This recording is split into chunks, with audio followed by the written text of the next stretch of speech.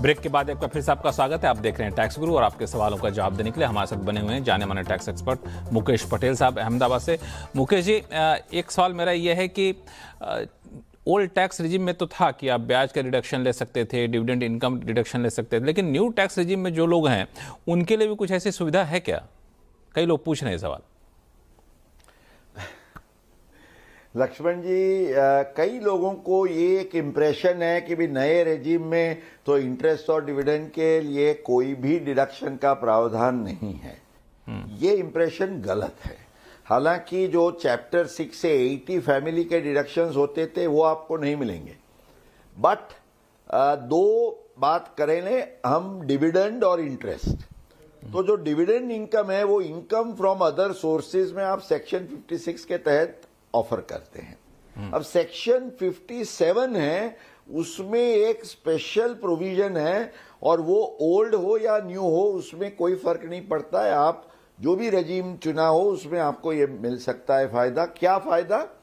तो जो डिविडेंड की इनकम है, अब कई बार ऐसा होता है आपने डिविडेंड शेयर्स में निवेश करने के लिए कोई पैसे बोरो किए किसी से, उस पर आप ब्याज चुका रहे हैं और यहां आपकी डिविडेंड की इनकम होती है।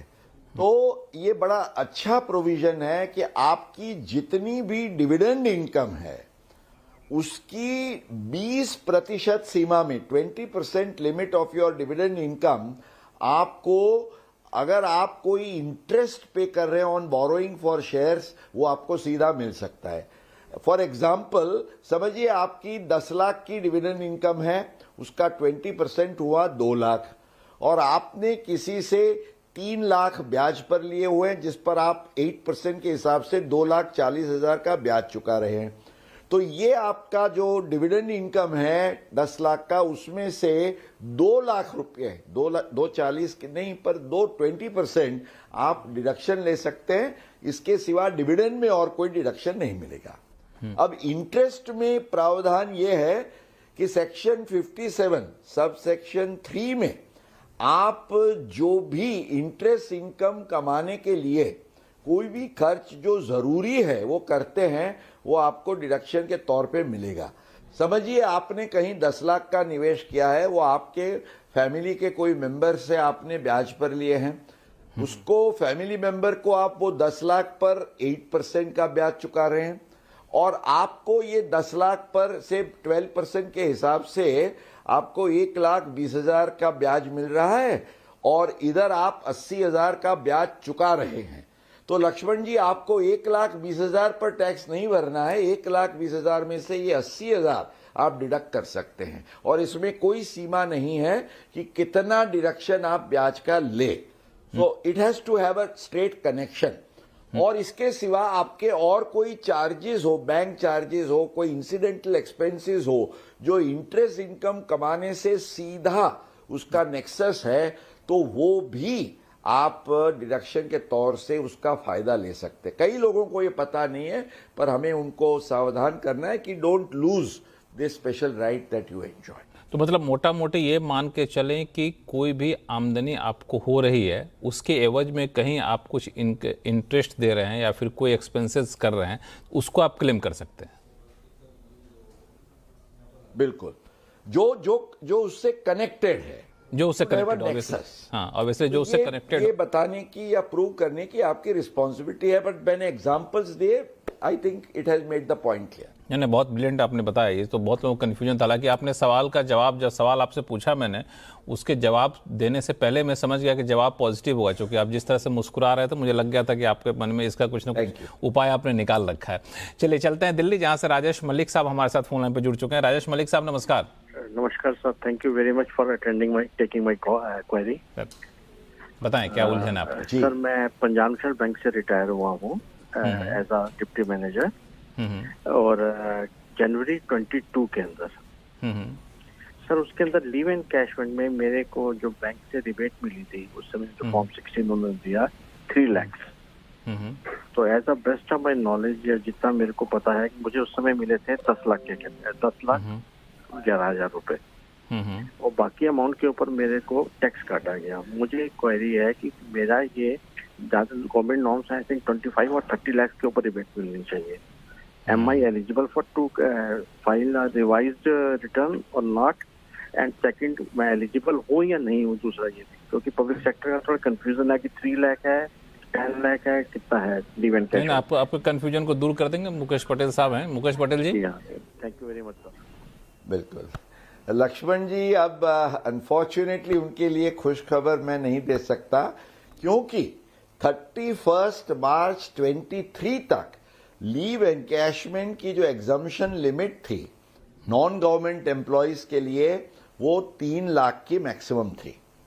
जो आपने बताया, आपको ध्यान में है कि ये 25 लाख की सीमा बढ़ी, वो इफेक्टिव नोटिफिकेशन जो आया उसका 1 अप्रैल 2023 से। तो 1 अप्रैल 2023 के बाद रिटायर होने वाले सब टैक्स पेयर्स को ये 25 लाख तक की सीमा में एग्जम्पशन का फायदा मिलता है। उसके पहले आपका 3 लाख का ही लिमिट था और सही तौर से आपका टैक्स भी काटा गया था।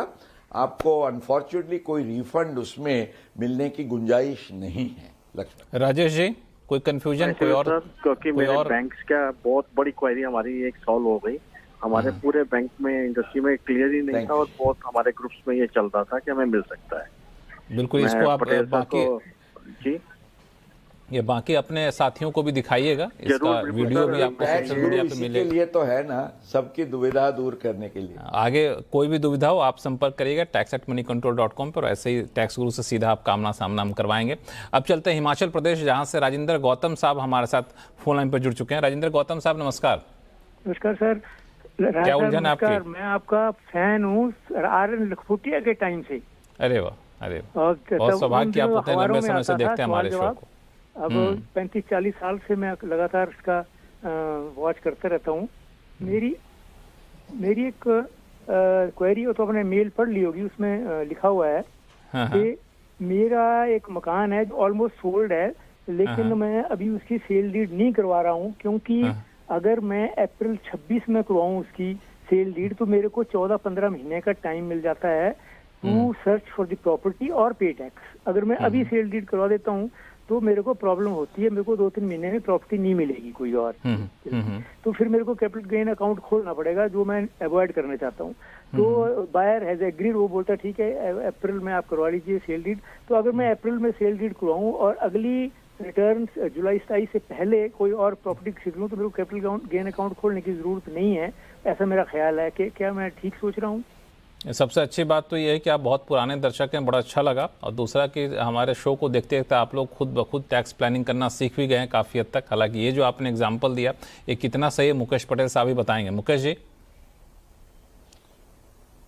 बिल्कुल लक्ष्मण जी, सबसे पहले तो हमारे टैक्स गुरु के फैंस जो है ना, वो हमें इसलिए अच्छे लगते हैं कि 12 महीने, माना सर्दी हो या गर्मी हो, ये फैन हमें बड़ा अच्छे लगते हैं। चलते रहे। Thank you for all your compliments, we appreciate in the lighter when.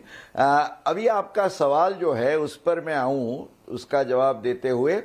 तो कैपिटल गेन अकाउंट जो आपको खोलना है, उसके लिए समय सीमा जो है वो आपकी जो due date for filing return है, माना which is going to be 31 July 2026, तब तक आप कैपिटल गेन का अकाउंट खोल सकते हैं।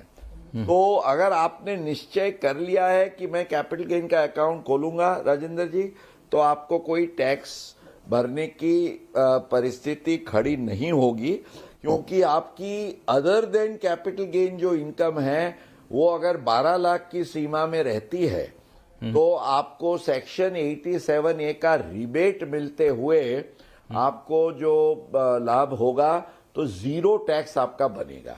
हालांकि ये कैपिटल गेन अगर टैक्स होता है तो ये 12 लाख का फायदा नहीं मिलेगा, आपको 4 लाख से लेके टैक्स की कंप्यूटेशन करनी होगी, ये आप ध्यान में रखिएगा। तो ये 26 वाला जो फॉर्मूला अपना रहे हैं कि हम अभी ना कराएं, 26 में कराएं, तो ये अच्छा है आपके हिसाब से? He can do it in July, अभी कोई जल्दी नहीं है, तब तक वो इसको निवेश करते हुए कुछ ज्यादा पैसे भी कमा सकते हैं। चलिए, कैपिटल गेन अकाउंट खोले जुलाई 26 में, कोई प्रॉब्लम नहीं। कोई प्रॉब्लम नहीं है। चलिए, तो उम्मीद करता हूँ राजेंद्र जी कि आपकी उलझन यहाँ पे दूर हो गई होगी। टैक्स गुरु में फिलहाल इतना ही। मुकेश पटेल साहब, बहुत बहुत धन्यवाद सभी सवालों का जवाब देने के लिए बेहद आसान भाषा में। और दर्शकों से यही कहूँ, आपके पास कोई भी सवाल हो इनकम टैक्स से जुड़ा हुआ या फिर GST जुड़ा हुआ, आप हमें लिख भेजिए tax@moneycontrol.com पे, और सवाल भेजें तो अपना नाम और मोबाइल नंबर लिखना ना भूलें। टैक्स गुरु में फिलहाल इतना ही। देखते रहिए CNBC आवाज़। नमस्कार।